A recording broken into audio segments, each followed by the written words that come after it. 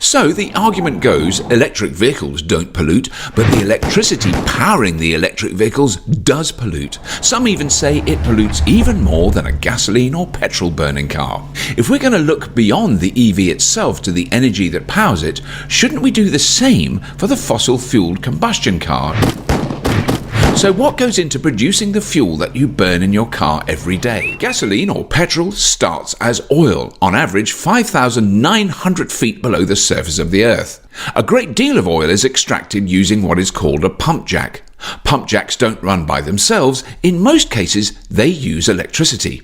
It takes, on average, 9,960 kilowatt hours of electricity every month to drive one pump jack. To put that in context, that is enough electricity to power a Tesla Model 3 for 34,860 miles. In the United States, there are an estimated 435,000 oil wells using pump jacks. Estimated electricity use for these wells is over 4,300 gigawatt hours a month. That is a lot of electricity, and that is just to get the oil out of the ground.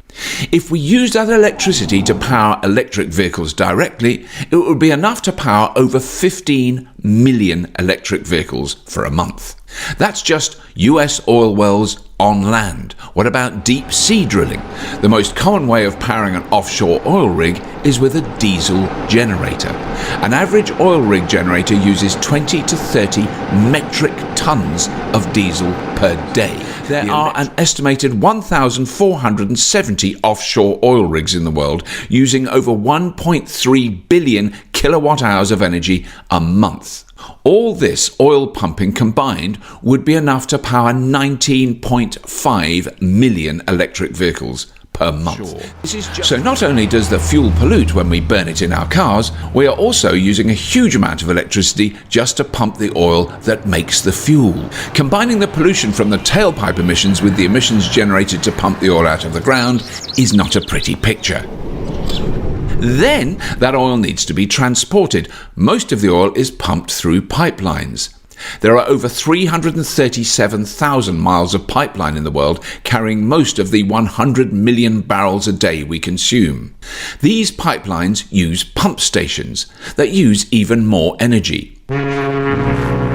Oil is also shipped. The oceans are unregulated as regards emissions, so ships use the cheapest, dirtiest fuel possible to keep costs down, making them one of the largest pollution sources on the planet. Because these tanker ships pollute so much, many countries do not allow them to operate near their coastline, so they have to be towed into port where the oil is transferred to a refinery.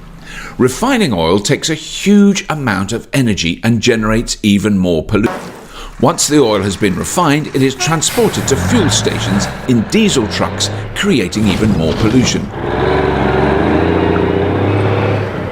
Then this fuel is burned in cars and trucks, right in our cities where we live and breathe. It looks a bit silly to use so much electricity to pump oil out of the ground, create tons of pollution transporting and refining it, to finally waste 70% of it burning it in our cars when we could simply use that electricity directly to power electric vehicles, eliminating the pollution from refining and burning oil in inefficient internal combustion engines.